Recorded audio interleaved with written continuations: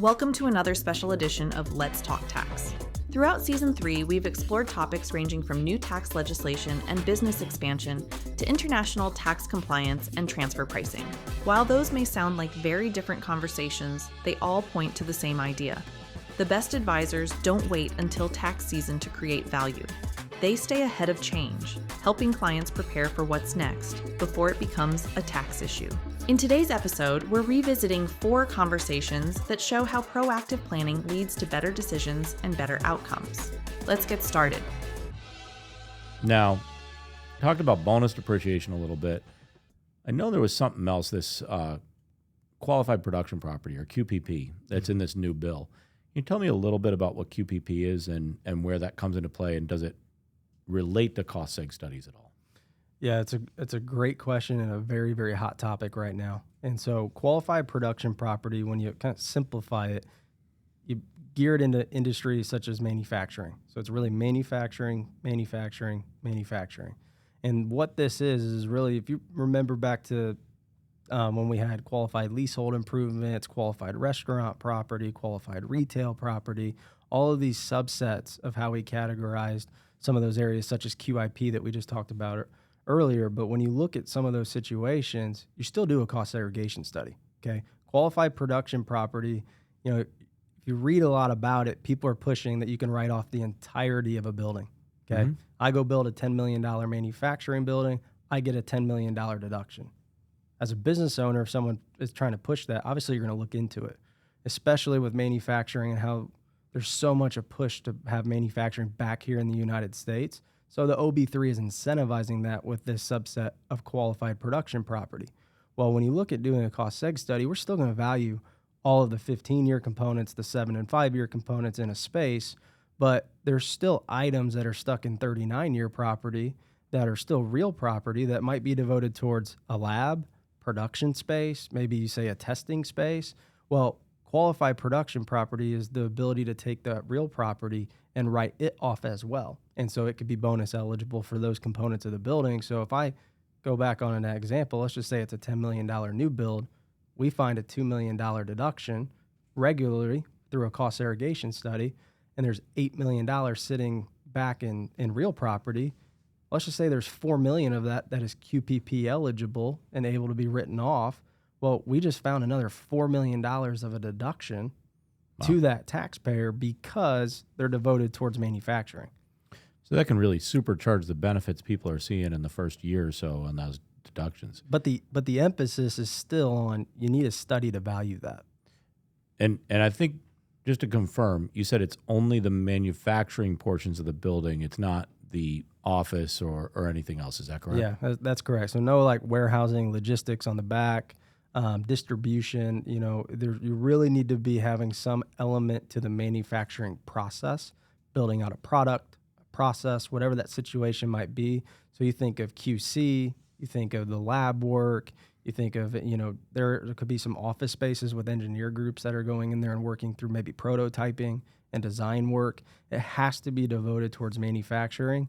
And this is where it was really great with a lot of our CPA firm relationships, because people were always trying to be the first to the punch to push out new information. And so as a business owner, again, if someone's sitting there and they say, hey, I can write off my entire building in year 1, well, I'm going to entertain this. And so now you're seeing a lot. We've seen it trickling down to developers pushing more towards industrial buildings and such as that to then build out manufacturing spaces, because people are going to invest in those because the tax incentives right now are so lofty towards manufacturing.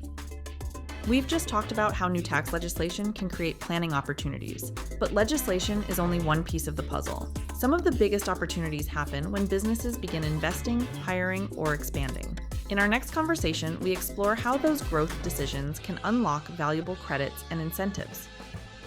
Chad, I wanted to dive in today with our credits and incentives practice. It's experiencing a lot of momentum across the country. And, obviously we have people across our 5 offices. We serve 550 CPA firms. We serve probably 100 commercial brokers with this practice area. But I still think there's a lot of myths and there's a lot of unknowns about the real value of credits and incentives. Can you kind of help us understand that? Well, I think at the end of the day, a lot of these companies are looking to de-risk a situation. And oftentimes they may not realize that they may be a small player as it relates to what their spend or what their growth investments are going to be, but those are typically the most incentivized areas as it relates to what they do, the jobs they're creating, and the growth investments that they're making. So a lot of that miss is I'm too small.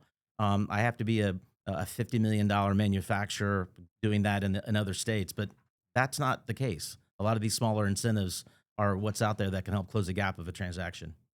Sure. Well, and I think we can be brought in at different phases of a company's exploratory process. What I mean by that is that obviously, as we know with credits and incentives, once they've decided on a location, filed permits, or put a shovel in the ground, we've lost a lot of leverage. Because that's really what we're trying to have is leverage in maximizing these state and local incentives for expansion.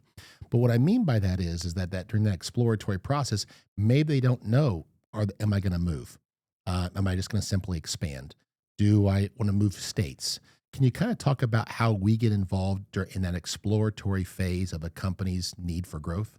Yeah, well, I think once we understand what they do and what the timing is like, what that capital X investment is going to be and the new net jobs, we can kind of look comparatives, whether it's one state against another, one county against another county, because oftentimes those incentives may change.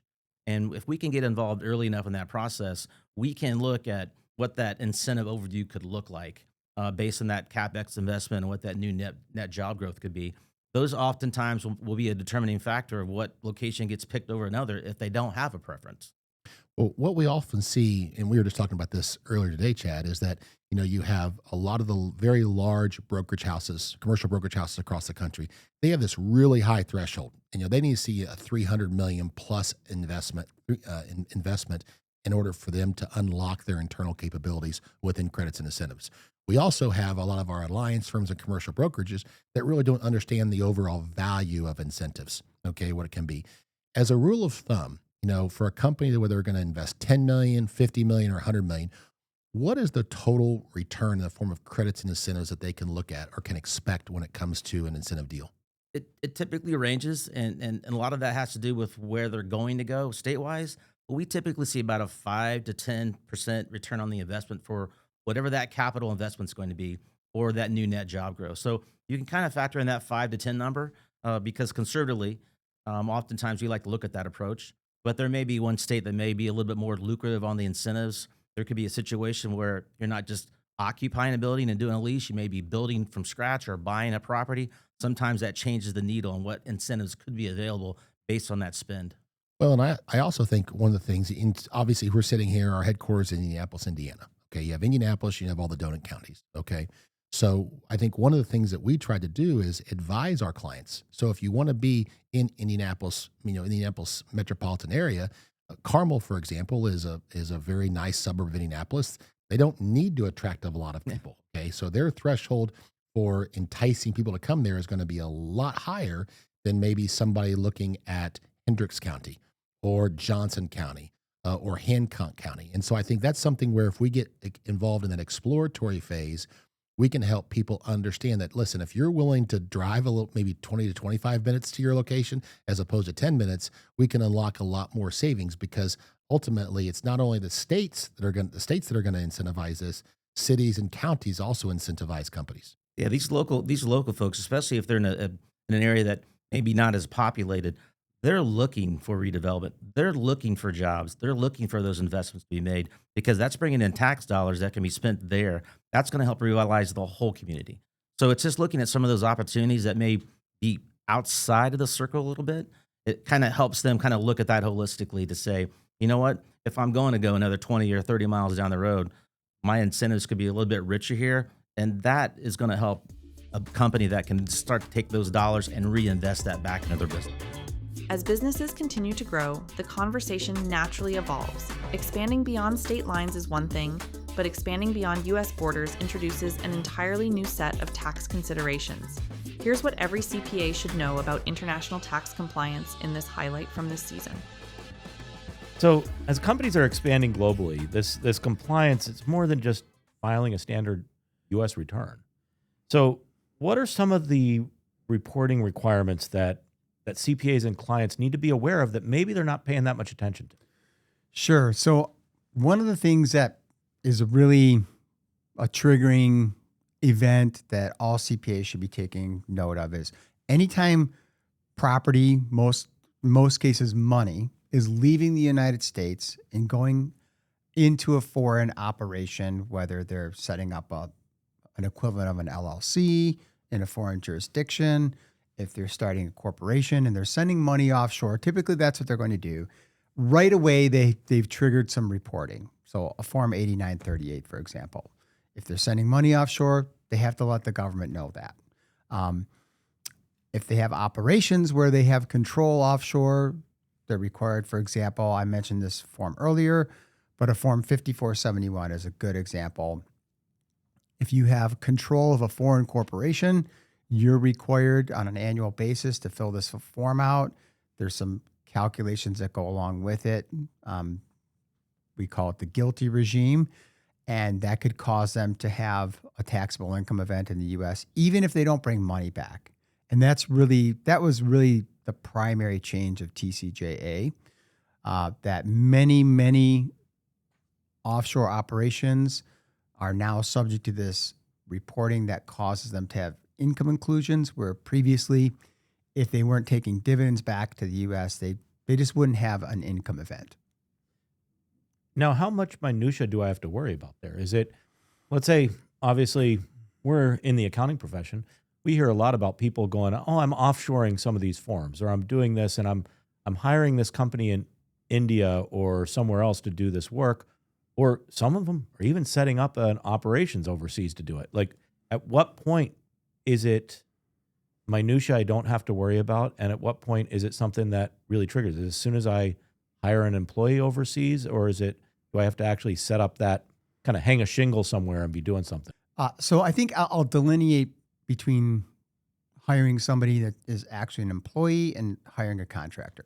Hiring a contractor offshore typically doesn't bring with it reporting requirements. Mm-hmm. Hiring an employee offshore almost certainly will bring reporting requirements locally, as well as for the U.S., for U.S. purposes. So, and if there's any entity that's set up offshore, immediately there's going to be reporting requirements, whether it's treated like a corporation for U.S. tax purposes, whether it's treated like a partnership, whether it's just a branch. They send a couple employees offshore and they have the equivalent of a branch.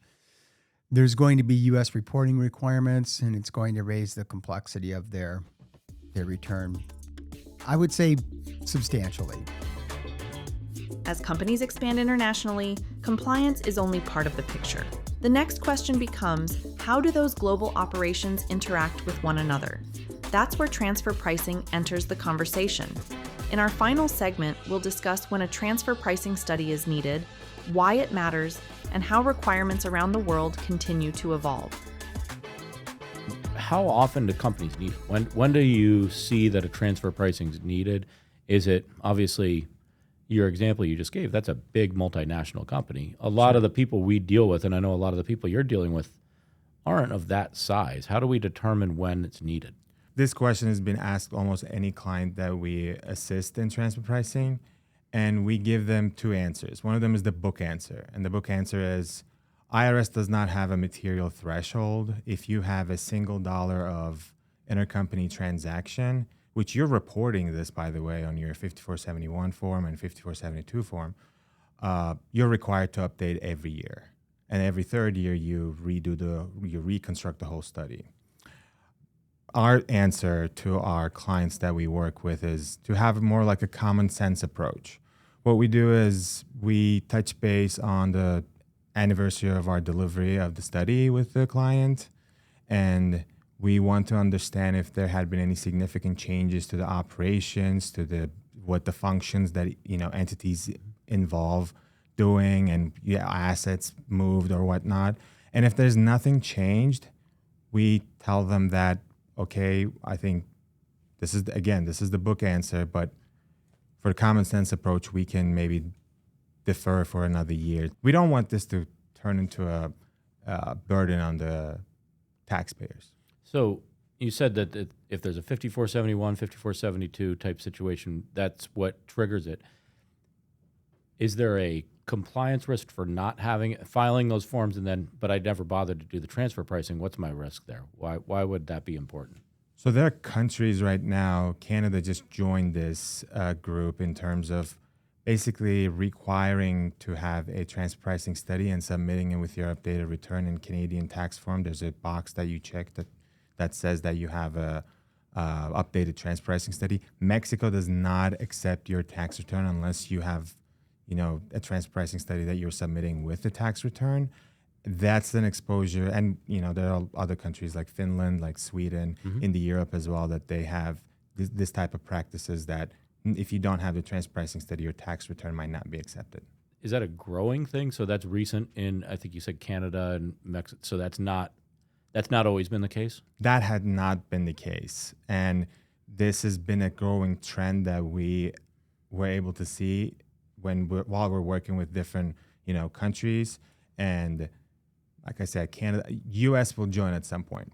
So you think the U.S. will eventually have some type of requirement to include the transfer pricing study? Absolutely. So in 5471, there's a schedule called Schedule M that the taxpayer reports the intercompany transactions within the group, and 5472 form Part 4, you disclose the intercompany transactions. There's going to be a time, and I don't know when. I'm assuming it's going to be soon with all the artificial intelligence usage and whatnot. But there's going to be a point that they're going to be sending these automatically generated notices when you have a number in your 5471 schedule. So right now I'm supposed to have it, but they don't require it to be shown. You're thinking in the future it's going to be required to be shown. Correct. Okay. That creates a confusion sometimes with the clients that we work with, that they're required to have it on hand, but you don't have to submit it. It's interesting rule. Looking back across these conversations, one theme continues to stand out. The most valuable client conversations happen before a tax return is ever filed. Whether it's understanding new legislation, planning for growth, navigating international reporting, or preparing for evolving transfer pricing requirements, proactive advice helps businesses make better decisions and avoid costly surprises. We'd like to thank all of our guests for sharing their expertise throughout the first half of Season 3, and we'd like to thank you for joining us each week. If today's episode sparked a new idea or reminded you of a conversation you'd like to revisit, you can find every full episode of Let's Talk Tax wherever you listen to podcasts. Thanks for listening, and we'll see you next week with a brand new episode.